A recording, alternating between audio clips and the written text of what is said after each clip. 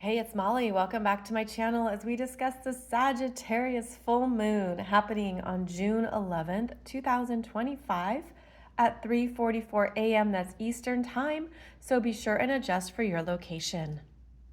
This is quite the full moon we have, so let's get into it. You would want to identify in your chart where you have 20 degrees of Sagittarius, 39 minutes, as this is where the full moon is shining brightly, lifting you up, illuminating more hopes, dreams, and possibilities that perhaps have been dormant and untouched. This is where the moon is very positive and alive in Sagittarius and asks you to feel the same, to tap into what is being offered to you to move towards. Sagittarius is mutable fire, the movement of fire, the adaptability, willingness to go into new places or try new things. This can be an understanding of where you're ready to direct your energy next and to follow those fiery flames of Sagittarius into new territory. Now, this particular moon is opposing the sun in Gemini at 20 degrees, 39 minutes. And this is the smaller understandings of what's going on. By smaller, I mean more analytical, detailed, specific. Gemini is how we perceive and think through what is unfolding. It's also where we can put together some parts of a story or narrative to sit with it, think it through, and perhaps also understand what we didn't see before. And that's because Gemini is mutable air. So it's being able to have multiple perspectives to adjust as necessary as new information comes in, and to allow yourself to think things through in a way that can examine both sides of a story. And that's because Gemini is duality. It is the sign of the twins. And so it's working with both sides of the brain. Now, here in this chart, what we're going to look at are more the specifics, of course, of the full moon. But I want to highlight that Gemini and Sagittarius are related through the axis of communications, learning, study, growth, sales, marketing, public relations, travel, being on the move, getting things done, as well as moving with the energy of this time. So right away, this is an active full moon. It's active in the mind, it's active in the body, it's active in your energy field, and you could feel that there is more that you want. And that is part of how Sagittarius connects with us. It shows us not only what's next and what's possible, but what you want more of that gives you a sense of yes. That Sagittarius energy wants to offer you a higher understanding of anything that you've been sitting with, thinking through, or contemplating. The energy of the mind can be quite circular. It can be too linear even. It can just be stuck in only what you have learned or what you are focusing on. And the Sagittarius energy is offering new ideologies, new perspectives, says get out of your mind, get out of the limitations of this viewpoint or these understandings, go higher and explore other possibilities, explore other beliefs and other ways to approach something that can feel better. It's like there's this lifting quality here, I feel, with the Sagittarius full moon. And one of the reasons why this particular full moon is so unique is that the moon is in Sagittarius. Sagittarius is ruled by Jupiter. Jupiter has literally just entered Cancer here 2 days before the full moon. And so Jupiter is in the sign of the moon, which means this is a full moon that we only experience once every 12 years, where Jupiter and the moon are in mutual reception. That means they're in each other's ruling sign. And even though that Sagittarius energy is very different than this Cancer energy, this adds in more of that emotional drive, new possibilities, because here's Jupiter now expanding what feels good in Cancer, expanding what you need, what you want to connect to, what feels safe and secure. But then the energy of Sag is now run with it, now move with it. And so I'm getting the visual of any kind of animal that has its shell on its back, a turtle, a snail.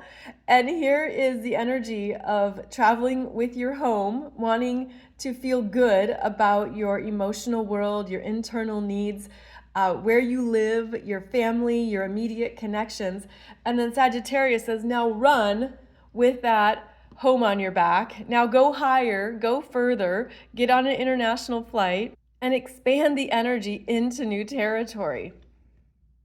So it's quite a dance, because the Cancer energy wants to stay close to home, stay safe, does not want uncertainty, wants something that is more reliable and secure. And then Sagittarius is like, no, just go for it. Just take the risk and see where it leads.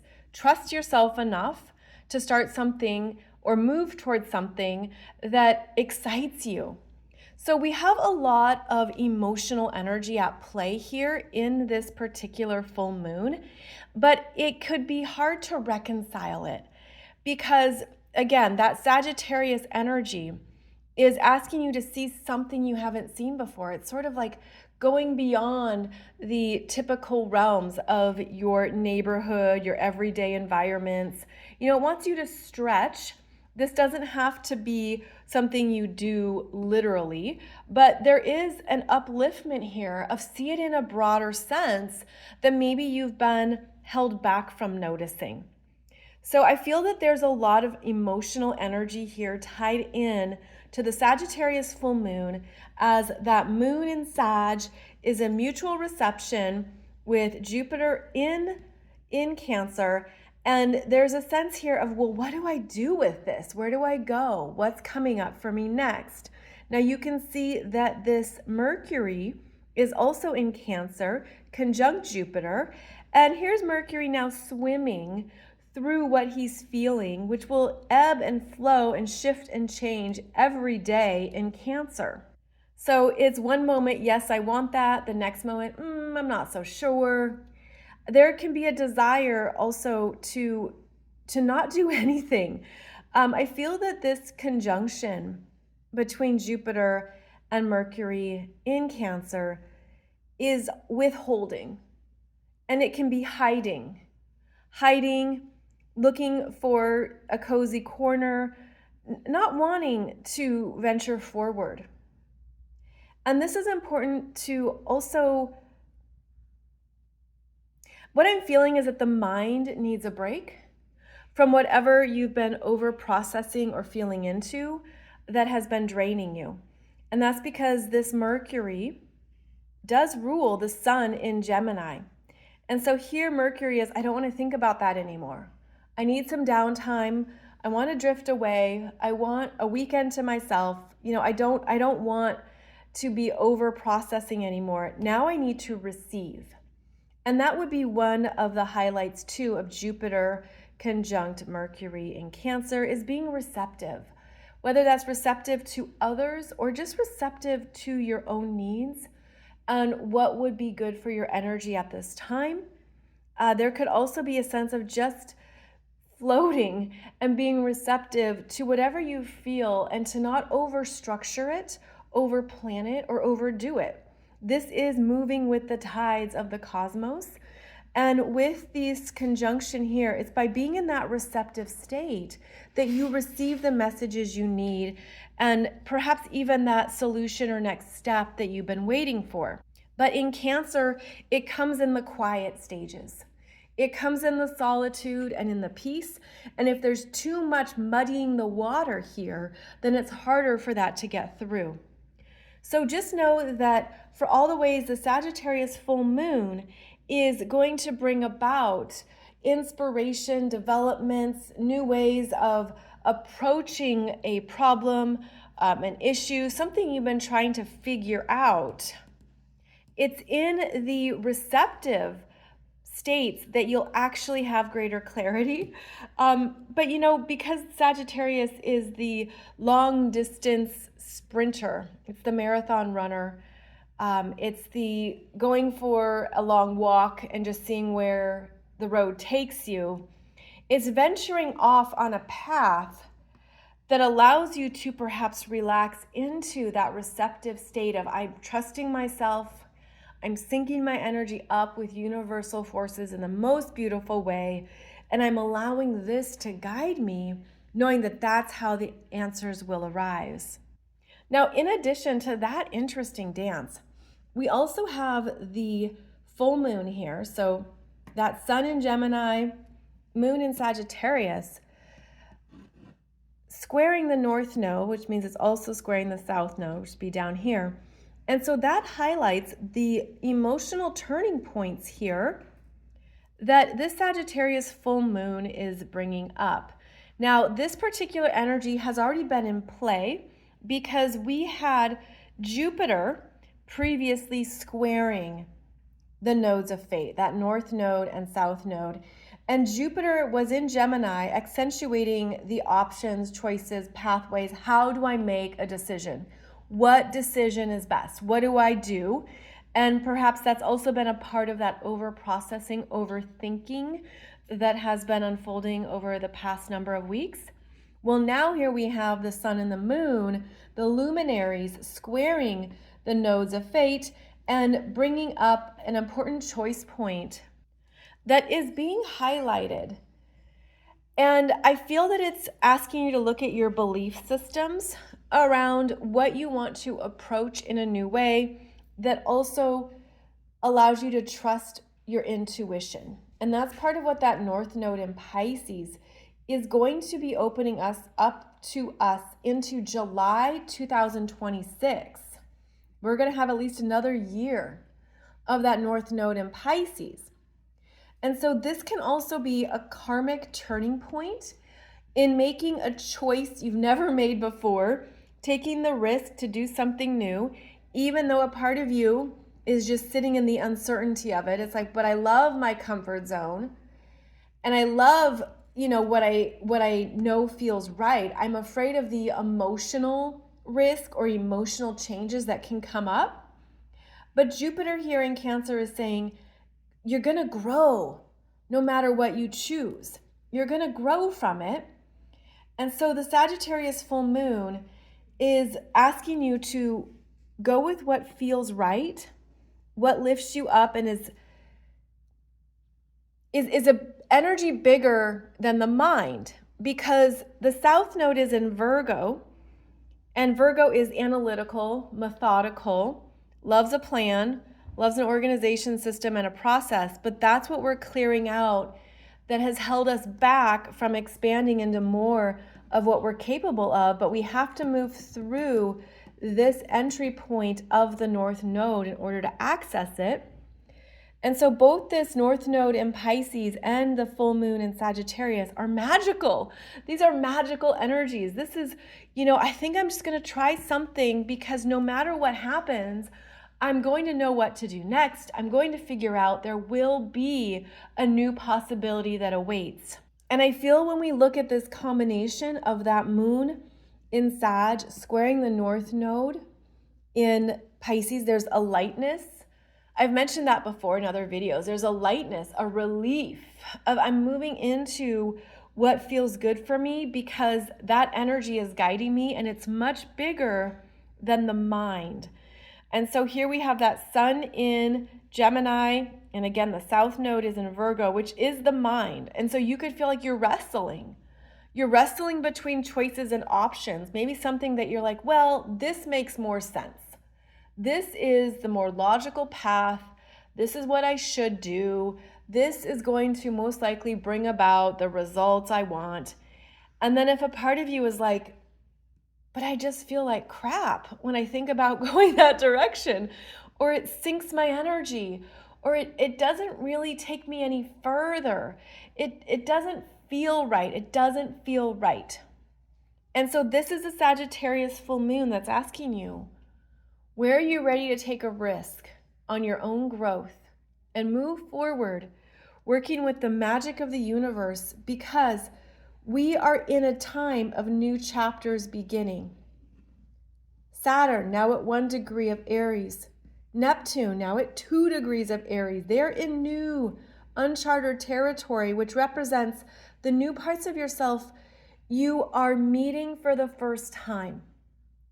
You are meeting parts of who you are in this lifetime that are only showing up right now in 2025 and 2026, introducing you to more of your energy and your own potentials that you didn't know were possible because those doors hadn't opened.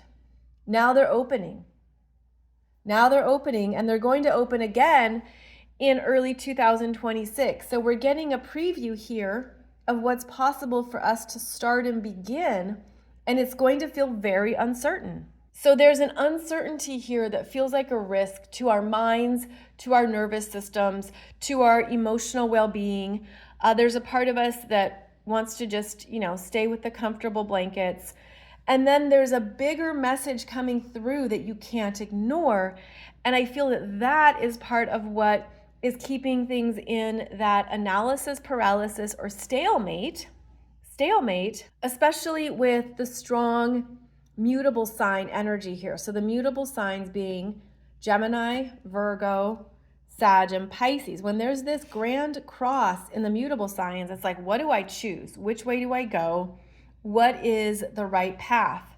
Well, the truth is there's no wrong path. There's no wrong path. And so maybe this is approaching it from a whole new mindset of, well, what if I just sample this? What if I see where this goes without having huge expectations and just play with it? So it's lightening the energy up. It's allowing yourself more freedom, which is something that the mutable signs love. They love the freedom to do their own thing on their own timeline in their own way.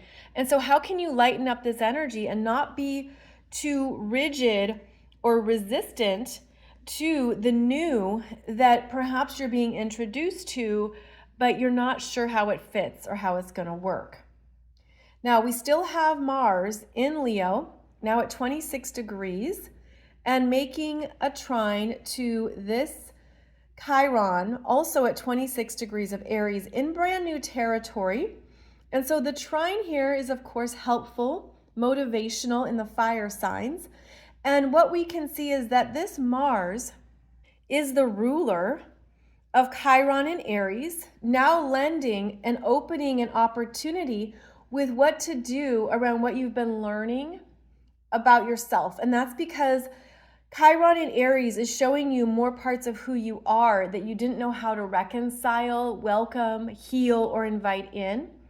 But Chiron, being that great healer, wants you to work with a new part of yourself using an alternative approach, seeing it from a new light or a softer lens. Chiron softens us. And in Aries, it could be, well, this is where you need support, even if a part of you wanted to do it on your own or go your own way. Maybe it's showing you where you're ready to try a new venture or direction, and you've been putting pieces together and figuring it out as you go. Well, this trine from Mars is like, here we go. This is like attaching the horse to the carriage, and the horse comes through and says, now we move it forward. Now we're going to move with it and take it in a new direction. But Mars is approaching a square here to this Uranus at 28 degrees of Taurus. Brand new territory for Uranus in Taurus, really activating more in the collective energy field around what needs to change and what has been changing, where there has been great instability and we've been having to figure things out. A whole new way to live our lives has been unfolding, and it's continuing to be a theme here. But in this full moon chart, Mars is fighting with Uranus, and this is the energy too of very big outbursts as Mars moves ahead to Leo and makes an exact square on June 15th. So the energy, there's a pressure here that's increasing, and the square between Mars and Uranus can be dangerous. It can be unexpected things going off. I'll let you interpret that as you like, but there's a violence here that is perhaps under the surface, a lot of aggression, anger, competition, and what is going to be unfolding here is some kind of big outburst that changes the game, that changes the stage. Because Mars squaring Uranus, the Uranus energy is stronger, but they are in fixed signs, so they both are holding their own. And I feel like what happens here is this Mars is once again going to be weakened after, as we know, that opposition from Pluto in Aquarius.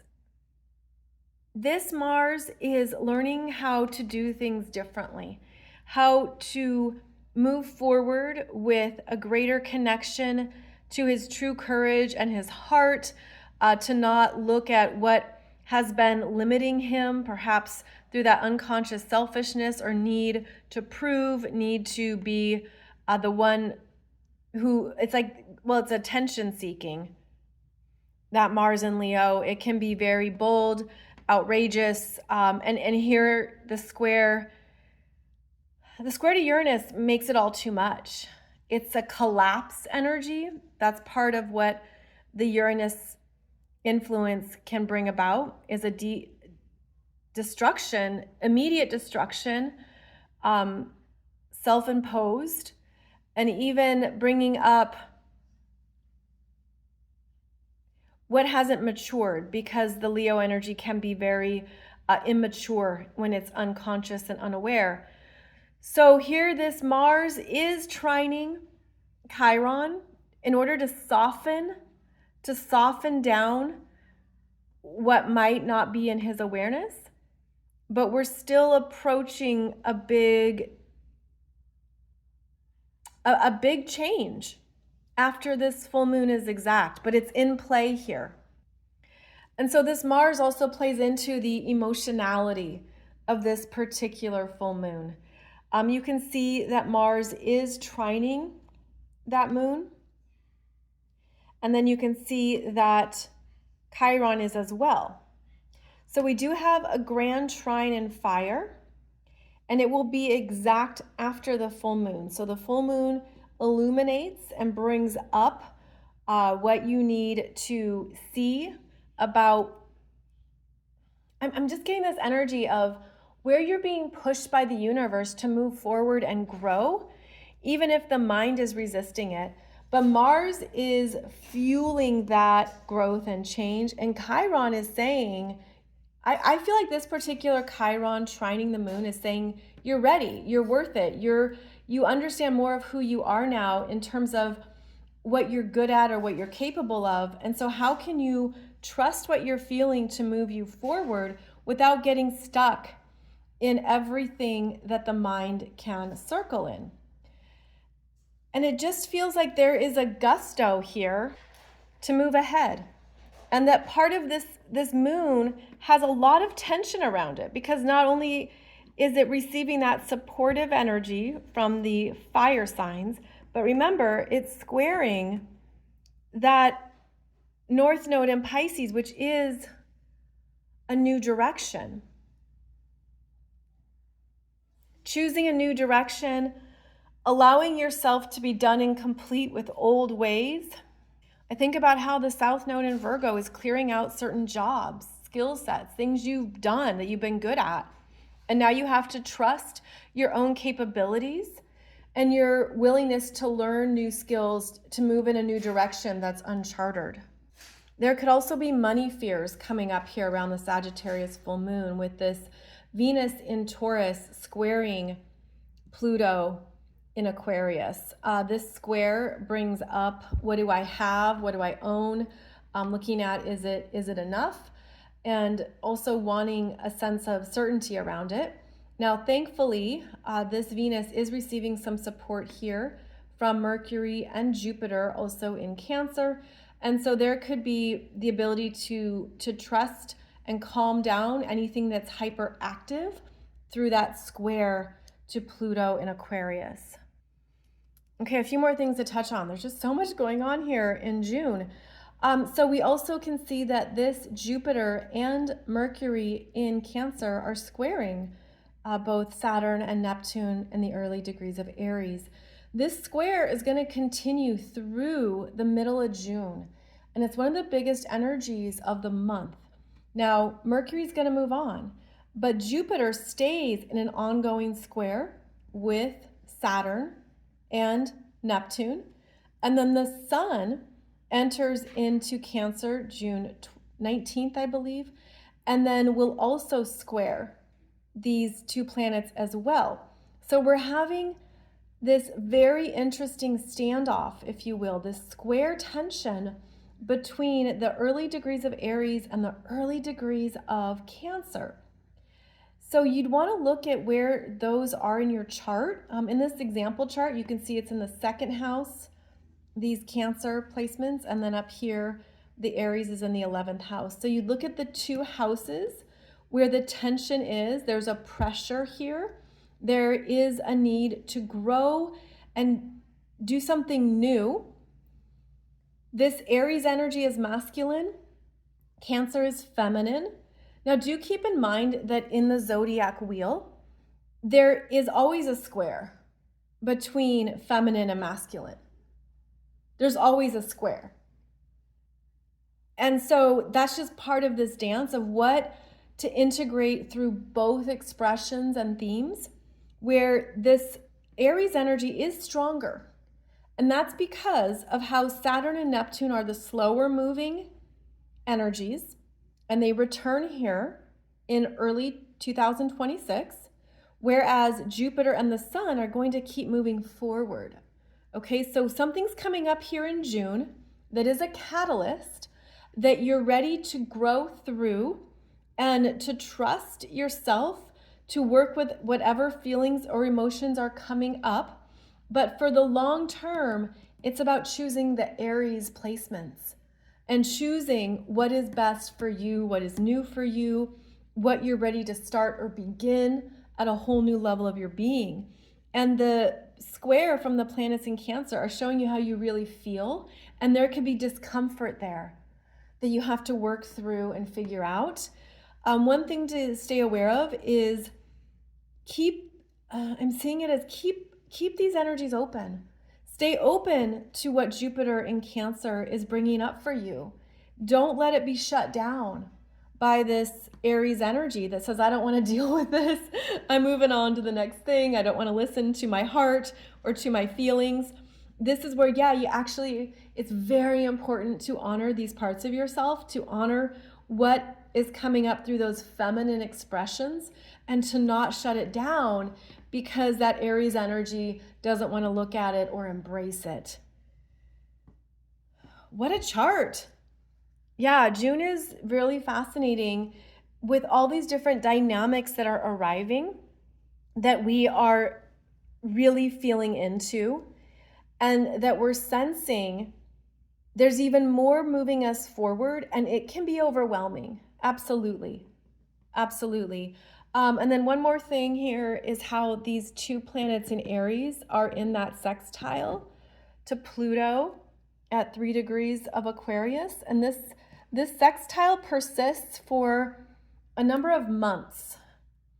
And it's part of how you're understanding the new visions that are arriving for you to bring into your world and work with, to apply. It's like, I have a new potential way of living my life, new ways of using my energy and my skills and integrating it into who I am now so that I can create this next chapter for myself that's designed to be beautifully aligned with new aspects of my soul growth.